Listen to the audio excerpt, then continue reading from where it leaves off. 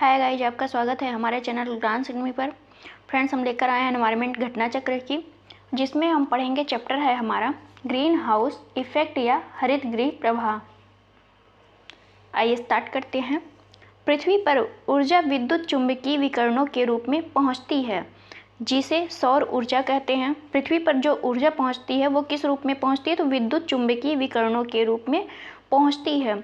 सौर ऊर्जा में मुख्यतः आता है परावैंगनी या दृष्टिगोचर, जिसे हम विजुअल रेज भी कहते हैं, और रक्त विकिरणें इंफ्रारेड होती हैं। सौर ऊर्जा में मुख्यतः कौन कौन सी रेज होती हैं? तो परावैंगनी, दृष्टिगोचर या विजुअल, और अवरक्त विकिरणें या इंफ्रारेड होती हैं। इनमें से नुकसानदायक, सबसे नुकसानदायक कौन सी विकिरण है? तो परावैंगनी विकिरणें अधिकतर जो है ओजोन मंडल में अवशोषित हो जाती हैं। जो नुकसानदायक विकिरण होती है वो होती है परावैंगनी, और ये क्या करती है? ओजोन मंडल द्वारा अवशोषित कर ली जाती है। जबकि दृष्टिगोचर और अवरक्त विकिरणें पृथ्वी पर ऊष्मीय विकिरणों के रूप में पहुंचती हैं। ऊष्मीय विकिरण पहले धरातल को गर्म करता है, फिर गर्मी से विकिरण संवहन और चालन द्वारा वायुमंडल को गर्म करता है। ऊष्मीय विकिरण क्या करता है? पहले धरातल को गर्म कर देता है, फिर इसी गर्मी से विकिरण संवहन और चालन द्वारा क्या करता है? वायुमंडल को गर्म कर देता है। सूर्य की ऊष्मा से गर्म होने के बाद जब पृथ्वी ठंडी होने लगती है, तब ऊष्मा पृथ्वी से बाहर विसरित होता है, लेकिन carbon dioxide, chlorofluorocarbon, nitrous oxide, जल वाष्प, मीथेन एवं अन्य ऊष्मारोधी गैसें इस ऊष्मा का कुछ भाग अवशोषित कर लेती हैं। जो सूर्य से ऊष्मा आती है उसका कुछ भाग ये सारी गैसें अवशोषित कर लेती हैं, एवं शेष बची ऊष्मा जो है पुनः धरातल को वापस कर देती है, जिससे वायुमंडल के निचले भाग में अतिरिक्त ऊष्मा एकत्र हो जाती है। पृथ्वी की ऊष्मा अवरक्त विकिरण के रूप में विकृत होती है, फैलती है, जिसके लगभग 90% भाग को वायुमंडल में उपस्थित कार्बन डाइऑक्साइड गैस अवशोषित कर लेती है। विगत कुछ वर्षों में इन ऊष्मारोधी गैसों की मात्रा वायुमंडल में बढ़ जाने के कारण वायुमंडल के औसत तापमान में वृद्धि हो गई है, जिसे हम क्या कहते हैं? भूमंडलीय तापन या ग्लोबल वार्मिंग कहते हैं, या ग्रीन हाउस गैस कहते हैं। ध्यातव्य है कि जोसेफ फोरियर ने 1824 ईस्वी में ग्रीन हाउस या हरित गृह गैसों की संकल्पना प्रस्तुत की थी। तो ग्रीन हाउस गैसेस की संकल्पना किसने प्रस्तुत की? तो वो कौन थे? जोसेफ फोरियर ने। कब की थी? 1824 में। ग्रीन हाउस प्रभाव एक प्राकृतिक प्रक्रिया है जिसके द्वारा किसी ग्रह या उपग्रह के वातावरण में मौजूद कुछ गैसें उस ग्रह या उपग्रह के वातावरण के ताप को अपेक्षाकृत अधिक बनाने में मदद करती हैं। विश्वव्यापी ताप वृद्धि के पीछे मुख्य कारण जो है कार्बन डाइऑक्साइड गैस का है, जिसे ग्रीन हाउस गैस भी कहा जाता है। मीथेन और नाइट्रस ऑक्साइड भी इसी प्रकार की गैसें हैं। मीथेन और नाइट्रस ऑक्साइड भी इसी प्रकार की गैसें। किस प्रकार की? तो हरित गृह गैसों के तहत ये भी आती हैं। ये सभी गैसें वातावरण की ऊष्मा को सोख लेती हैं। यह ठीक उसी प्रकार होता है जैसे ग्रीन हाउस गैसों में ग्लास या शीशा अपने अंदर समाहित गर्म वायु को बाहर निकलने नहीं देती है। इसे क्या कहते हैं? ग्रीन हाउस प्रभाव के नाम से जाना जाता है। ग्रीन हाउस प्रभाव में वायुमंडलीय गैसों, मुख्यतः कार्बन डाइऑक्साइड द्वारा अवरक्त विकिरण को, इंफ्रारेड को जो है अवशोषित कर लिए जाने से वायुमंडल का तापमान बढ़ता जाता है या बढ़ता है। एक डायग्राम है जिसमें दिखाया जा रहा है कि ये ग्रीन हाउस प्रभाव है। ये हमारी पृथ्वी है। सूर्य के द्वारा कुछ जो किरणें हैं आ रही हैं, और कुछ तो वायुमंडल से ही वापस लौट जा रही हैं, कुछ जो है पृथ्वी के द्वारा अवशोषित कर ली जा रही हैं, कुछ धरातल से आके टकरा के वापस चली जा रही हैं, जैसे ये जा रही है, और कुछ क्या होता है? ग्रीन हाउस गैसों द्वारा ही रोक लिया जाता है या अवशोषित कर लिया जाता है। तो इसी से क्या होता है? पृथ्वी के तापमान में बढ़ोतरी होने लगती है। जब गैसों के द्वारा अवशोषित कर लिया जाता है तो इससे क्या होता है? हमारे तापमान में वृद्धि होती है, पृथ्वी के तापमान में, जिससे क्या होता है, ग्रीन हाउस प्रभाव इफेक्ट होता है। अतः ग्रीन हाउस गैसें वायुमंडल में उपस्थित वह गैसें हैं जो तापीय अवरक्त विकिरण की रेंज के अंतर्गत विकिरणों का अवशोषण एवं उत्सर्जन करती हैं। पृथ्वी के वायुमंडल में पाई जाने वाली प्रमुख ग्रीन हाउस गैसें कौन कौन सी हैं?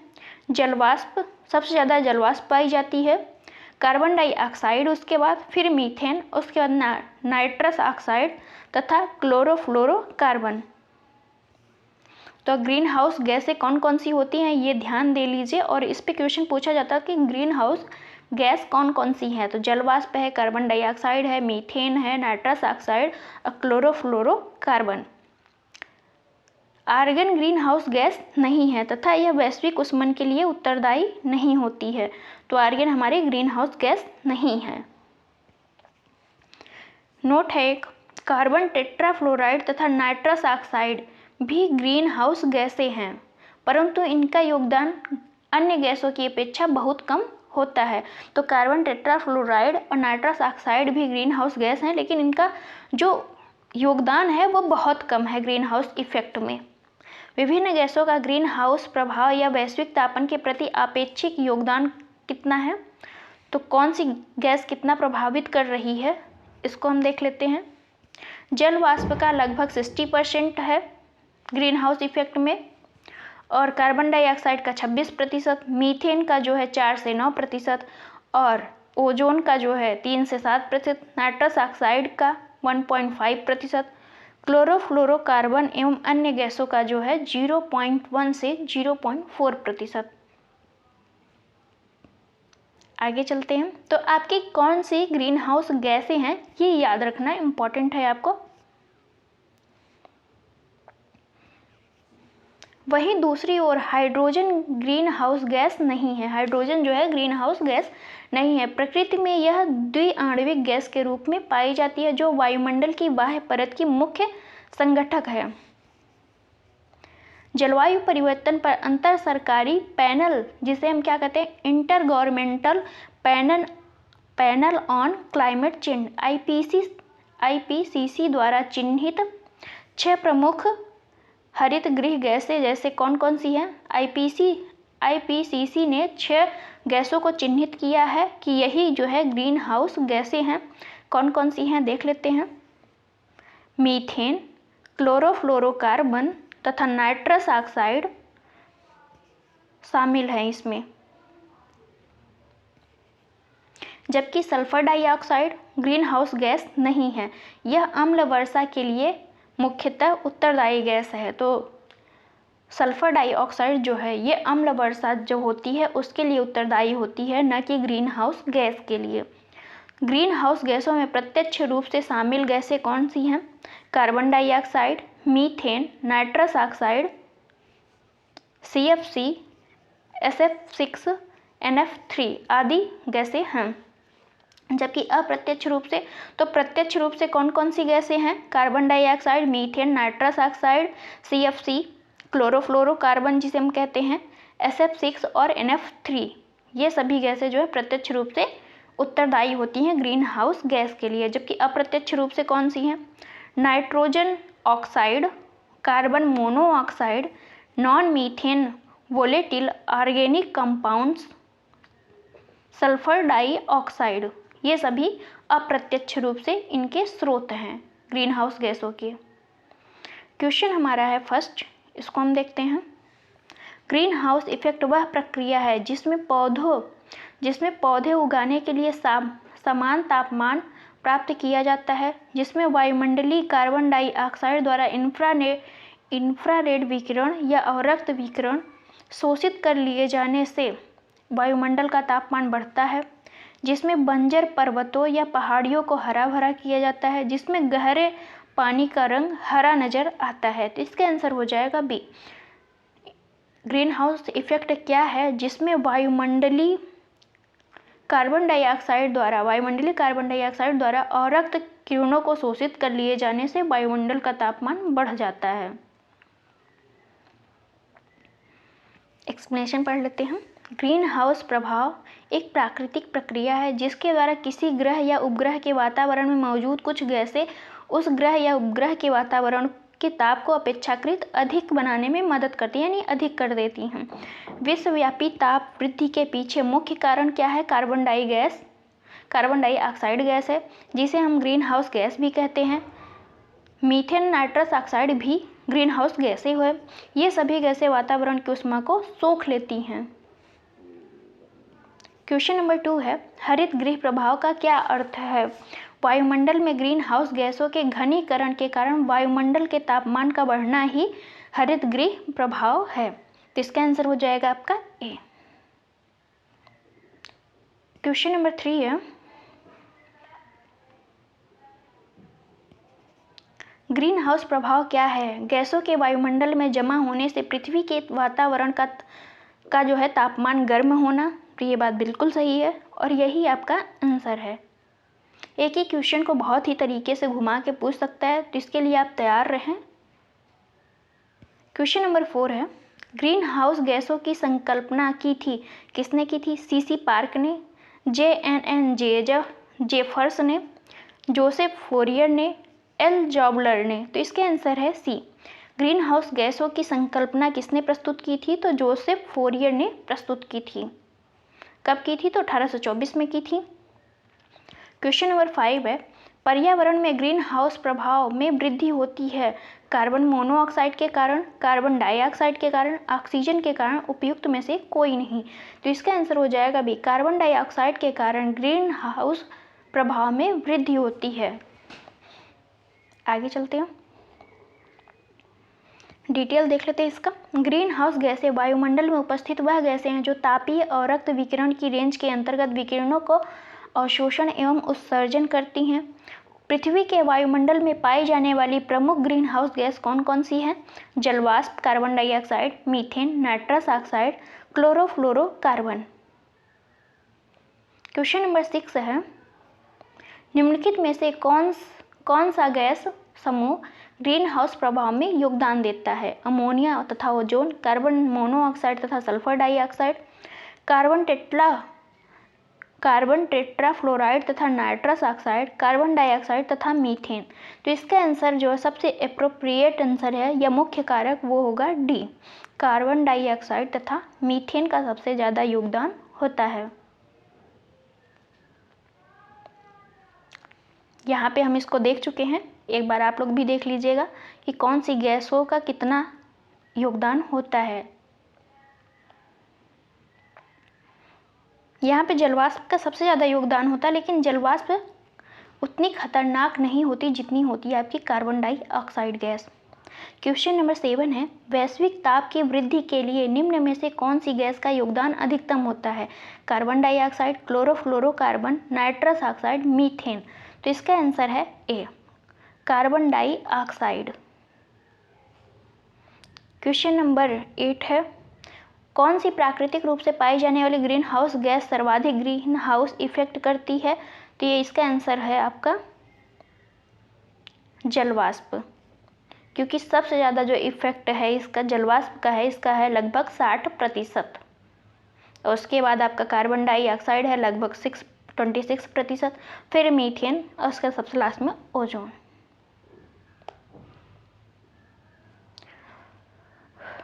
क्वेश्चन नंबर 9 है, ग्रीन हाउस प्रभाव में योगदान देने वाले निम्नलिखित का घटता हुआ क्रम क्या होगा?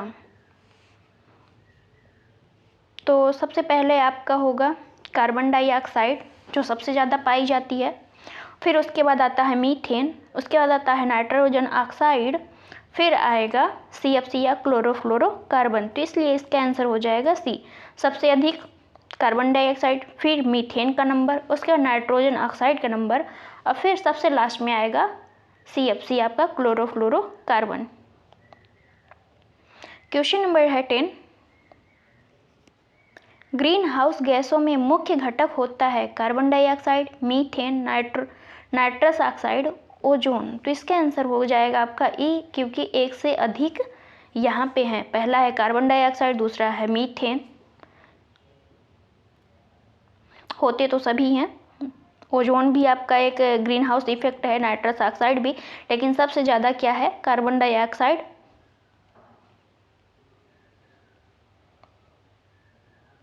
क्वेश्चन नंबर 11 है, निम्नलिखित में से कौन एक वैश्विक उष्मन या ग्लोबल वार्मिंग के लिए उत्तरदायी नहीं है? मीथेन, जलवाष्प, आर्गन, कार्बन डाइऑक्साइड। तो आर्गन जो है वैश्विक उष्मन के लिए, ग्लोबल वार्मिंग या ग्रीन हाउस इफेक्ट के लिए उत्तरदायी गैस नहीं है। मीथेन, जलवाष्प, कार्बन डाइऑक्साइड आपकी उत्तरदायी गैसें हैं, ग्लोबल वार्मिंग बढ़ाने वाली गैसें हैं। एक्सप्लेनेशन इसका देख लेते हैं। सूर्य की ऊष्मा से गर्म होने के बाद जब पृथ्वी ठंडी होने लगती है तब ऊष्मा पृथ्वी से बाहर निकलती है या विसरित होती है, लेकिन carbon dioxide, chlorofluorocarbon, nitrous oxide, जलवाष्प, मीथेन एवं अन्य ऊष्मारोधी गैसें इस ऊष्मा का कुछ भाग अवशोषित कर लेती हैं। जब हमारे पृथ्वी पर सौर्य से ऊष्मा आती है तो क्या करती है, रात में ये निकलने लगती है, जाने लगती है। तो जो यहाँ पे कुछ गैसें होती हैं जैसे कार्बन डाइऑक्साइड, मीथेन, जलवाष्प, ये कुछ गैसें जो है अवशोषण कर लेती हैं और कुछ गैसें बाहर निकल जाती हैं। यही की बात कर रहा है। शेष बची जो ऊष्मा को पुनः धरातल को वापस कर, जो गैसें अवशोषित की रहती हैं उसको क्या करती है, पुनः धरातल पर भेज देती है, यानी पुनः पृथ्वी पर भेज देती हैं, जिससे वायुमंडल के निचले भाग में अतिरिक्त ऊष्मा एकत्र हो जाती है। विगत कुछ वर्षों में इन ऊष्मारोधी गैसों की मात्रा वायुमंडल में बढ़ जाने के कारण वायुमंडल के औसत ताप में वृद्धि हो गई है, जिसे हम क्या कहते हैं, वैश्विक उष्मन या भूमंडलीय तापन, ग्लोबल वार्मिंग कहते हैं। आर्गन जो है ग्रीन हाउस गैस नहीं है तथा यह वैश्विक उष्मन के लिए उत्तरदायी भी नहीं है। क्वेश्चन नंबर 12 है, हरित गृह प्रभाव क्या है? वैश्विक ताप में वृद्धि, वैश्विक ताप में कमी, सागर जल के ताप में वृद्धि, नदियों एवं झीलों के ताप में वृद्धि। तो इसका आंसर हो जाएगा ए, वैश्विक ताप में वृद्धि जो है ग्रीन हाउस इफेक्ट है।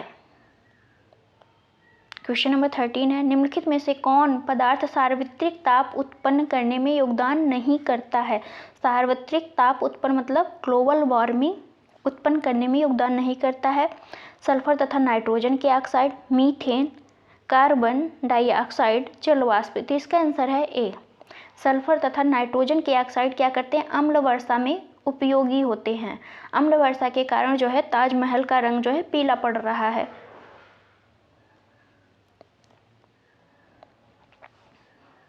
क्वेश्चन नंबर 14 है, निम्नलिखित में से कौन सा एक प्राकृतिक रूप से वायुमंडल में पाई जाने वाली ग्रीन हाउस गैस नहीं है? Nitrogen oxide, methane, carbon dioxide, ozone. तो इसका आंसर हो जाएगा ए, नाइट्रोजन ऑक्साइड। यह प्राकृतिक रूप से नहीं पाई जाती है। क्वेश्चन नंबर 15 है, गैस जो धान के खेत में उत्सर्जित होती है तथा भूमि के तापमान में वृद्धि करती है वह कौन सी गैस है जो धान के खेत से उत्सर्जित होती है, यानी धान के खेत के द्वारा उत्सर्जित की जाती है और भूमि के तापमान में वृद्धि कर देती है? Nitrogen, carbon dioxide, carbon monoxide, methane. तो इसका आंसर हो जाएगा डी, धान के खेत से कौन सी गैस उत्सर्जित होती है, तो मीथेन होती है। एक्सप्लेनेशन देख लेते हैं। धान के खेत, कोयले की खदानें, घरेलू पशु वातावरण में मीथेन उत्सर्जन के स्रोत हैं। धान के खेत से जो है मीथेन निकलती है, कोयले के खदानों से मीथेन निकलती है, और घरेलू पशु जो है जो वो क्या करते हैं, अपने मुंह को चलाते रहते हैं, उससे भी मीथेन गैस का उत्सर्जन होता है। तो मीथेन जो है पृथ्वी के वायुमंडल में पाई जाने वाली एक ग्रीन हाउस गैस है। क्वेश्चन नंबर 16 है, निम्न में से कौन हरित गृह गैस नहीं है? Carbon dioxide, sulphur dioxide, methane, उपयुक्त सभी। तो इसका आंसर है बी, सल्फर डाइऑक्साइड जो है हरित गृह गैस नहीं है, जबकि यह अम्ल वर्षा के लिए उत्तरदायी गैस है। क्वेश्चन नंबर 17 देख लेते हैं। निम्न में से कौन सी गैस वैश्विक उष्णता या ग्लोबल वार्मिंग के लिए उत्तरदायी नहीं है? केवल ऑक्सीजन तथा कार्बन डाइऑक्साइड तथा मीथेन और केवल मीथेन। उत्तरदायी गैस है। पूछ रहा है कि कौन सी ऐसी गैस है जो ग्लोबल वार्मिंग के लिए उत्तरदायी है, तो इसका आंसर हो जाएगा सी, कार्बन डाइऑक्साइड और मीथेन जो है ग्लोबल वार्मिंग के लिए उत्तरदायी गैसें हैं। 18 देख लेते हैं। निम्नलिखित में से कौन सा सार्वत्रिक तापन या ग्लोबल वार्मिंग के लिए उत्तरदायी गैस है, तो आपका हो जाएगा डी, क्योंकि मीथेन भी है, कार्बन डाइऑक्साइड भी है, जलवाष्प भी है। वैश्विक तापन के लिए उत्तरदायी गैस, इसको आप लोग कर लीजिएगा। क्वेश्चन नंबर 20 है, निम्नलिखित में से कौन सी ग्रीन हाउस गैस नहीं है, तो कार्बन डाइऑक्साइड भी आपकी ग्रीन हाउस गैस है, मीथेन भी ग्रीन हाउस गैस है। प्रोपेन और ओजोन की बात है तो ओजोन जो है आपका ग्रीन हाउस गैस है, जबकि प्रोपेन नहीं है। क्वेश्चन नंबर 21 है, निम्नलिखित में से कौन सी हरित गृह गैस नहीं है, carbon dioxide, methane, nitrous oxide, nitrogen, तो इसका आंसर हो जाएगा डी, नाइट्रोजन जो है वो हरित गृह गैस नहीं है, जबकि nitrous oxide green house gas है। क्वेश्चन नंबर 22 भी सेम है और 23 भी सेम है, फिर भी हम आपको 23 करा दे रहे हैं। निम्नलिखित में से कौन एक हरित गृह गैस नहीं है, oxygen, carbon dioxide, chlorofluorocarbon, methane, तो इसका आंसर हो जाएगा ए, ऑक्सीजन आपका हरित गृह गैस नहीं है और सभी हरित गृह गैसें हैं। क्वेश्चन नंबर 24 है, निम्न में से कौन हरित गृह गैस नहीं है, methane, chlorofluorocarbon, sulphur dioxide, nitrogen dioxide, इनमें से कोई नहीं, तो इसका आंसर हो जाएगा ई, क्योंकि सल्फर डाइऑक्साइड और नाइट्रोजन डाइऑक्साइड दोनों ही हरित गृह गैसें नहीं हैं। आगे देख लेते हैं, जबकि मीथेन और CFC हरित गृह गैसें हैं। जलवायु परिवर्तन पर अंतर सरकारी पैनल जो है, inter governmental panel on climate change IPCC द्वारा चिन्हित 6 प्रमुख हरित गृह गैसों में कौन कौन से हैं, CH4 यानी मीथेन, CFC, नाइट्रोजन डाइऑक्साइड शामिल हैं, जबकि sulphur dioxide green house gas नहीं है। यह अम्ल वर्षा के लिए मुख्यतः उत्तरदायी गैस है। छत्तीसगढ़ लोक सेवा आयोग ने अपने संशोधित उत्तर पत्रक में इसका ऑप्शन ई माना है, ई को सत्य माना है, जबकि पूर्व उत्तर पत्रक में इसका ऑप्शन सी माना गया था, सी सत्य है। ऐसा उसने ग्रीन हाउस गैसों में प्रत्यक्ष और अप्रत्यक्ष रूप से शामिल गैसों के आधार पर किया था।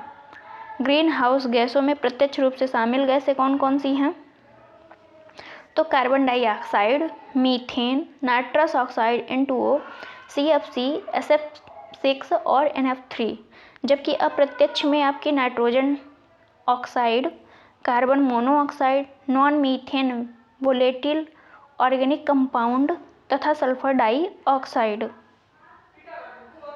अगर हम होलिस्टिक वे में देखें तो इसका आंसर हो जाएगा आपका ए, कि कोई भी ऐसी गैस नहीं है जो शामिल नहीं है। लेकिन अगर हम इसका IPCC के द्वारा देखें तो इसका ऑप्शन होगा सी।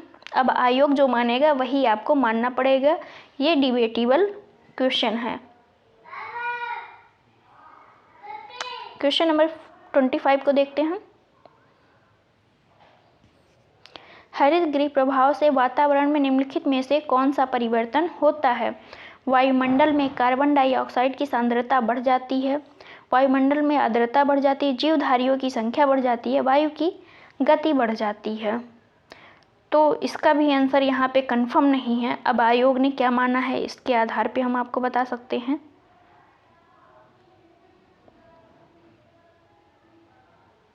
आयोग ने इसका उत्तर जो है बी और डी दोनों ही माना है, बी और डी दोनों ही। वायु में आर्द्रता बढ़ जाती है और वायु की गति बढ़ जाती है। UPPCS प्री का क्वेश्चन है, तो आप लोग ये क्वेश्चन ना ही सॉल्व करें तो अच्छा होगा,